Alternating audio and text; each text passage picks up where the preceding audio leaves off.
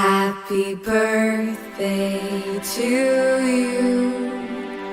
Happy birthday to you.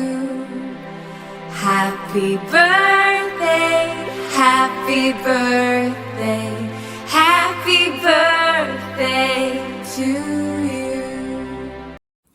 Good morning, Sister Sumita, Sister Jyoti, sisters, teachers, parents, and my dear friends. We have gathered here to celebrate the Mary Ward Week from 23rd January to 30th January, which begins today, that is 23rd January, as this day marks the birth anniversary of our foundress, beloved Mother Mary Ward. This week brings all of us together to celebrate Mother Mary, our foundress, and it is indeed a privilege for all of us to be a part of this prestigious institute, and it inspires us to live with character, competence, commitment, conscience, and compassion. Mary Ward was born in a difficult time when women were confined to the four walls of their homes. She showed exemplary courage to take step forward and with the vision that women in time to come will do much. She struggled to bring a change in the society, which has definitely helped in the upliftment of the deprived sections of the society all over the world. So, let us witness this great journey through our assembly. पवित्र Bible से पाठ संत मत्ती उसका 5वां अध्याय 43 पद से लेके 47 पद तक। तुम सुन चुके हो कि कहा गया है, अपने पड़ोसी से प्रेम रखना और अपने बैरी से बैर। परंतु मैं तुमसे ये कहता हूँ कि अपने बैरियों से प्रेम रखो और अपने सताने वालों के लिए प्रार्थना करो, जिससे तुम अपने स्वर्गीय पिता की संतान ठहरोगे, क्योंकि वह भले और बुरे दोनों पर अपना सूर्य उदय करता है और धर्मी और अधर्मी दोनों पर मेघ बरसाता है। क्योंकि यदि तुम अपने प्रेम रखने वालों से ही प्रेम रखो तो तुम्हारे लिए क्या फल। इसलिए तुम सिद्ध बनो जैसा तुम्हारा स्वर्गीय पिता सिद्ध है। पवित्र ग्रंथ गीता से पाठ। यदा यदा हि धर्मस्य ग्लानिर्भवति भारत अभ्युत्थानं धर्मस्य तदात्मनं सृजाम्यहम् परित्राणाय साधूनां विनाशाय च दुष्कृतां धर्म संस्थापनार्थाय संभवामि युगे युगे। अर्थात जब जब धर्म का अपमान होता है तब उस अधर्म को दूर करने के लिए मैं स्वयं अपनी रचना करता हूँ, सज्जनों की रक्षा के लिए और दुष्टों के विनाश के लिए तथा धर्म की स्थापना के लिए मैं हर युग में जन्म लेता हूँ। गुरु ग्रंथ साहिब से पाठ। दया तथा क्षमा को शरीर के प्रति करें, शांत स्वभाव और संतोष का पालन करें, तीनों गुणों से रहित हो जाएं, काम, क्रोध, अहंकार, लोभ, हठ तथा मोह को मन में न लाएं, तभी आत्म स्वरूप का दर्शन होगा। शब्द Hazare. Each time a woman stands up for herself without knowing, possibly without claiming, she stands up for all women. One such woman was Mary Ward.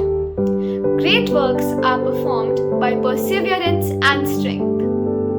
Today, on the joyous occasion of Mary Ward's 437th birthday, let's take a small glimpse of her determination. From where did Mary Ward draw this strength? Not surprisingly, a strong network of women who supported her mentally and stood up along with her. मेरी ward के जीवन से प्रेरित होकर उनके पद चिन्हों का अनुसरण करते हुए सेंट मैरीज स्कूल की सिस्टर्स एवं शिक्षिकाओं ने कई शिक्षण संस्थाएं चलाई। 16वीं सदी की मेरी वॉर्ड इंग्लैंड की एक साहसी व आध्यात्मिक गुणों से संपन्न महान महिला थी। उन्होंने नारी गरिमा को ध्यान में रखते हुए उस समय की बालिकाओं के सर्वांगीण विकास के लिए विशेष रूप से उनकी मानसिक एवं शैक्षिक उत्थान की चेष्टा की। उनका जन्म 23 जनवरी 1585 में यॉर्कशायर इंग्लैंड में हुआ था। उनकी माता का नाम अर्सला राइट तथा पिता का नाम मार्माड्यूक वॉर्ड था। एक दिन जब मेरी छोटी थी और ठुमक ठुमक कर चलना सीख रही थी तो माँ ने उन्हें सीढ़ियों की ओर जाते देखा और इस डर से कि बच्ची गिर न जाए चिल्ला पड़ी, यीशु मेरे बच्चे की रक्षा करना। मेरी ने मुड़कर माँ की ओर देखा और एक अच्छी मुस्कान के साथ कहा, जीसस। फिर सीढ़ियों की ओर लौटकर वह माँ के पास आ गई। यह उनका पहला शब्द था। जब मेरी कुछ बड़ी हुई तो दादी ने मेरी को प्रार्थना करना सिखाया। 15 साल की उम्र में मेरी ने अनुभव किया कि ईश्वर की आवाज उन्हें धार्मिक जीवन ग्लोरी विजन की ओर निर्देशित कर रही है। जब वह बैठी थी और अपने बालों में कंघी कर रही थी तब उन्होंने ग्लोरी ग्लोरी ग्लोरी की आवाज सुनी। 1611 ईस्वी में एक दिन जब मेरी विश्राम कर रही थी तब उन्हें एक अलौकिक ज्योति से पथ प्रदर्शन मिला, जिसके द्वारा अपनी संस्था take the same of society के बारे में और स्पष्टता प्राप्त हुई और उनको ईश्वरीय सत्य का पथ मिला। इसके बाद वो अपनी संस्था को आगे बढ़ाने के लिए अपने साथियों के साथ पैपल अप्रूवल की ओर अग्रसर हुई। तीसरा दर्शन था vision of the just soul. 1615 में संतों के पर्व पर ओमर में ईश्वर ने मेरी को एक न्यायपूर्ण आत्मा दिखाया। उनको एक रोशनी दिखी जिसे the vision of the just soul कहा जाता है। इसे 3 प्रकार से विभाजित किया। Freedom from attachment to worldly values, freedom for all works of justice, freedom to refer all to God। और समाज के लिए कुछ करना चाहती थी, लेकिन उनके सामने अनेक कठिनाइयां थीं, क्योंकि उस समय पुरुष प्रधान समाज था। ऐसे में महिलाओं का कोई स्थान नहीं था।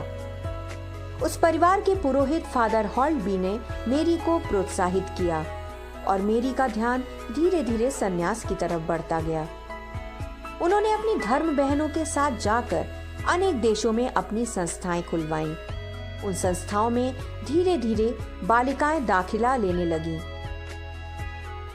उनके इस प्रयास से आज की बालिकाएं क्या नहीं कर रही हैं, चाहे खेलकूद में हो या पढ़ाई में या सिलाई में।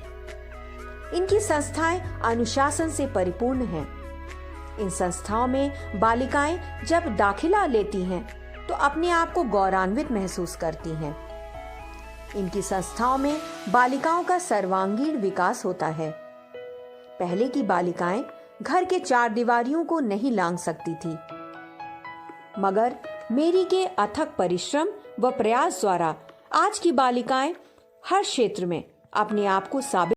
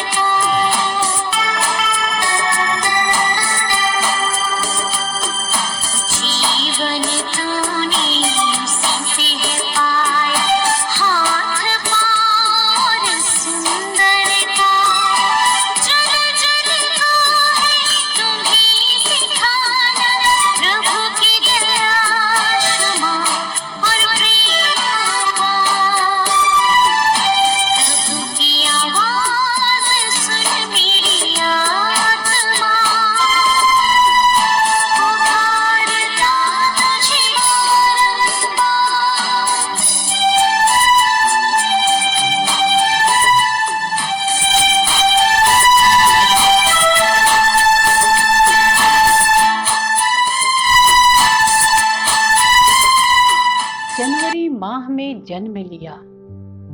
मेरी वार्ड था इनका नाम, यीशु था इनका पहला शब्द।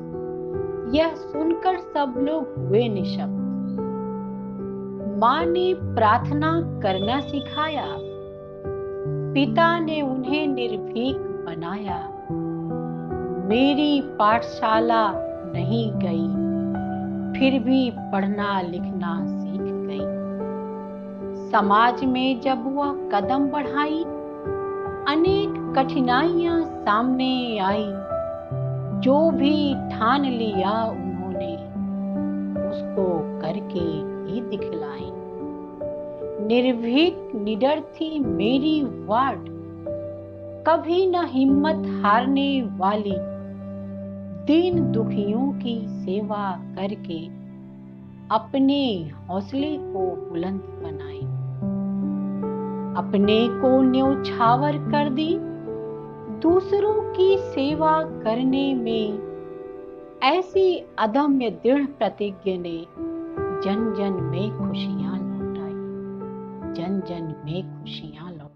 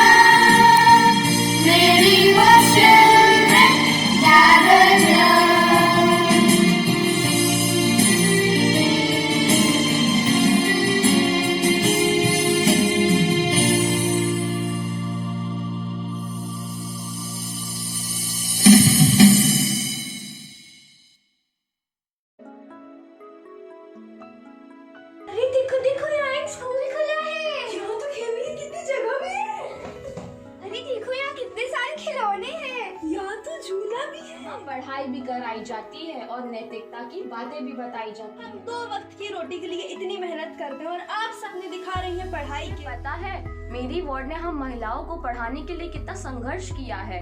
उन्होंने हम सबको कितना प्रेरित किया है कि हम अपने क्षेत्र में आगे बढ़ के कुछ नाम कमा सकें।